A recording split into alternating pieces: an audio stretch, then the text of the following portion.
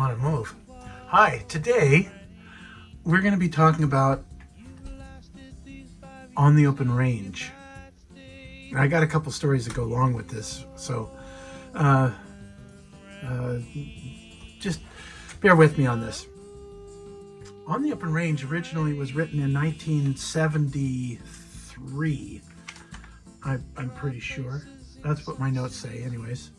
I recorded it in 1992 on an album called On the Open Range.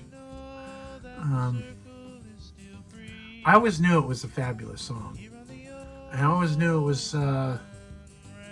was destined to rise above a lot of the other songs just because of the ambiance of the tune and the words. So let me give you a couple stories. Here's the first story. It's 1970, winter of 1970. It was like March of 1970. Maybe it was April 1st. I don't remember how many days I gave myself, but I decided that I was going to go from Portland, Oregon, where I was unemployed at that time. I was going to go from Portland, Oregon, and I was going to hitchhike over to New York, more specifically to the Catskills. So I don't remember who it was that told me this. They were wrong, but they were saying, if you get up on the Canadian highway, it just goes straight across, all the way across Canada, and then you can go down into to New York from Canada. And I thought, well, that sounds like a good idea. And I prepared to do that. To get into Canada, by the way, I didn't realize that you didn't have to have a passport back then, but to get into Canada, it was kind of a big deal even then. So I was hitchhiking upstate I got stuck in Bellingham, and a state patrolman pulled me over, and he says, "You can't hitchhike into Canada." Oh, I can't? No, you can't hitchhike into Canada. So he brought me to the bus station, and I had some money, and I took a bus from Bellingham. It might actually even have been Linden, I don't know. But I took a bus from there into British Columbia and Vancouver. And then I started hitchhiking across. I got stuck somewhere. I got stuck somewhere by Medicine Hat, Saskatchewan. And I was there for 3 days, and I was not getting any rides. So then I hitchhiked backwards and then came down into Montana. And by the way, that's also part of another song, which I haven't done here, called. Well, we're not going to worry about that. We're going to just finish this one here. So, as I'm coming down into the United States, it says I got stuck in Saskatchewan, and I spent 3 days about a few miles east of Medicine Hat with no idea before I realized I was running out of time. So I came back into the States. At the border, one of the patrolmen stepped over and violently ripped off my American flag that was on my backpack and punched me in the gut with it, motioning with a nod for me to take it. It was the middle of the Vietnam era, where a lot of kids my age were going across the border into Canada to avoid the draft. But I was going back into the United States, so I don't know what their problem was. The two border patrolmen questioned me for over an hour, trying to think if I would change my story if I told it at a different time. Anyways, I was finally let back in the United States, and while I was hitchhiking the 255 miles I got a ride that took me all the way down Highway 87 into Billings, Montana. That's the state with the big blue sky country. And while we were traveling, at one time I was looking out the window at this. There was a person, and he was sitting at, or standing next to what I perceived to be kind of like maybe a well or something. But I thought, what kind of an existence does this guy have? You know, there's no electrical poles going over to where he's at. Don't know if he's got any plumbing. He's out in the middle of nowhere. And I thought about the mindset of somebody that's living out there, and taking it from a story perspective, which I want you to do for every one of the songs you listen. Here's this guy, this cowboy. Let me give you the first lyrics, because it kind of sets the stage. Well, you hunt down your food at the break of day, and you live out of your water hole and rain. You've lasted these 5 years, so you think you might stay out here on the open range. There are places in some cities you could be, but here in all directions you can see. And you know that the circle is still free out here on the open range.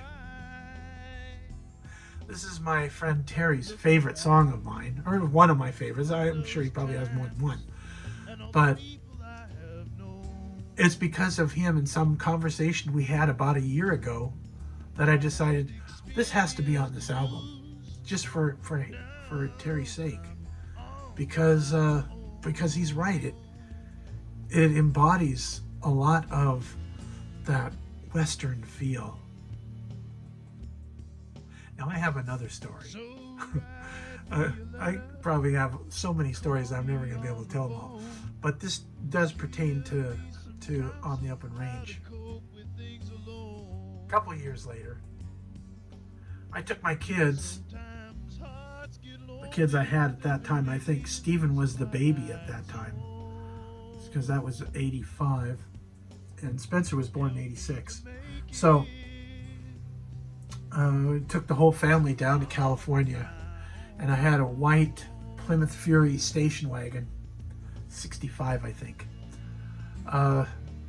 Not real good at gas mileage, but it did have air conditioning, and not real good, but it had some air conditioning. And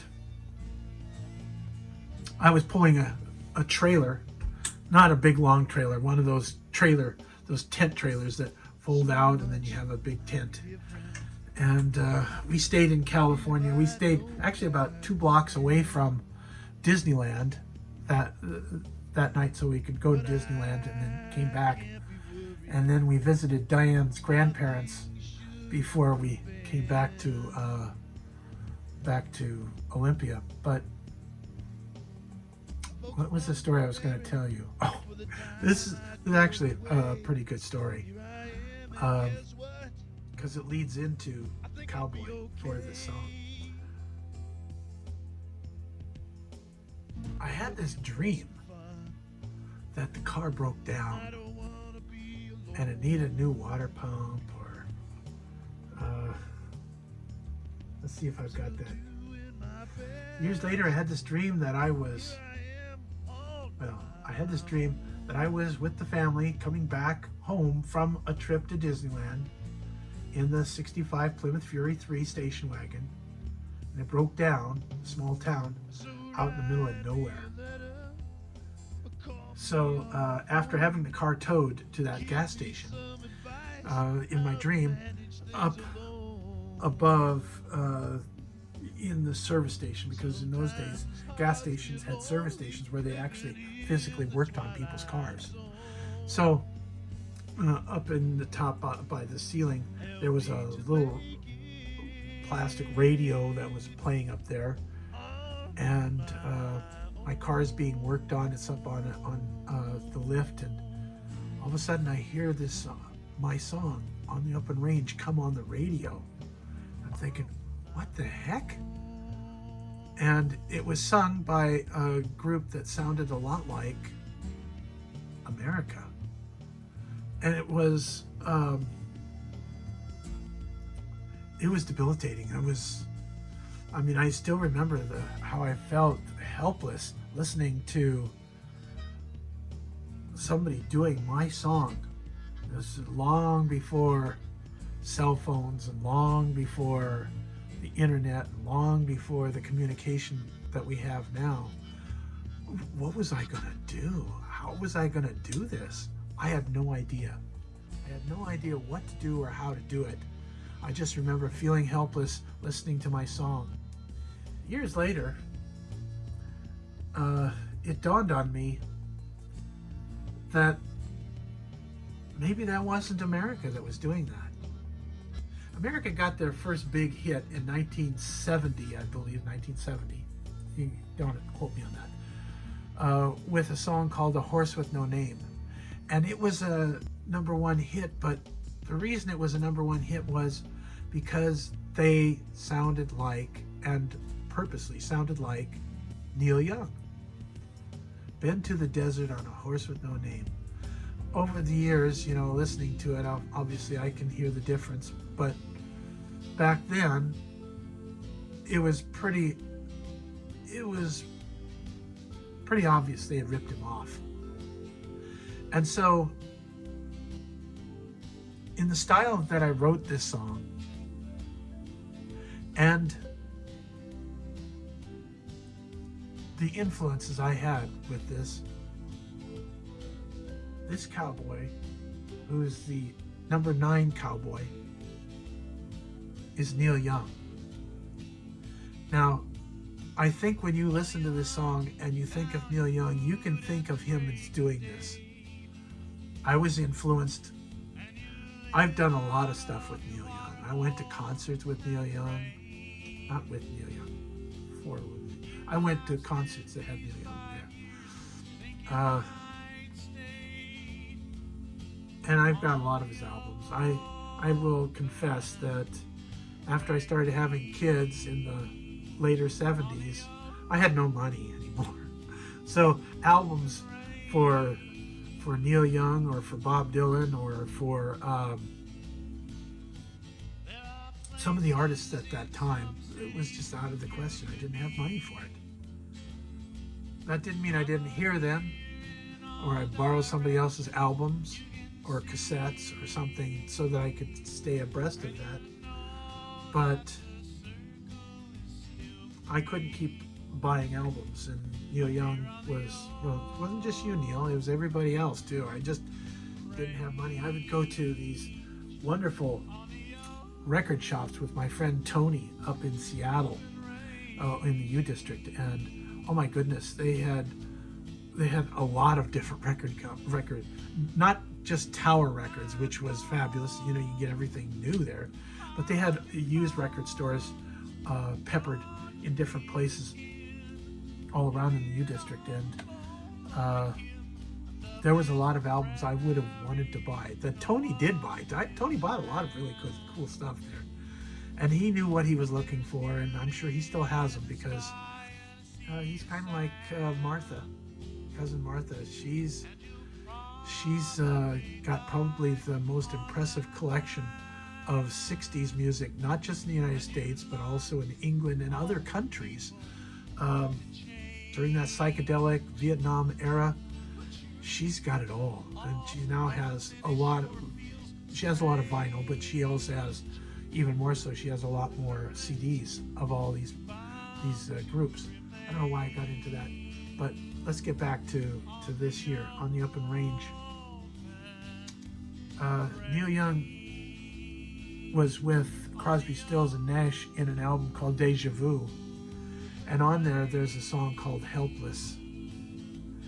And I'd have to say that On the Open Range is kind of fashioned similarly to that kind of feel or mentality in a song. So I really liked the idea of Neil Young doing On the Open Range. And so the next time you listen to this song, think of think of him doing it. And by the way, I'm over 15 minutes again, and I really apologize. I really am trying to watch this clock, but I'm not very successful at it. I think setting it at 15 minutes is good, even though sometimes it goes into 20 minutes. But I just wanted to make it short enough that you can say, okay, I've watched that. Now I can move on with the rest of my life. So, Neil Young, if you're listening to this, and you're listening to this song, know that this song's for you, and I'd really like for you to do it. So other than that, you other folks out there, thanks for continuing to listen to this, and we're going to move forward, and we're going to get this done, hopefully by the end of September, maybe.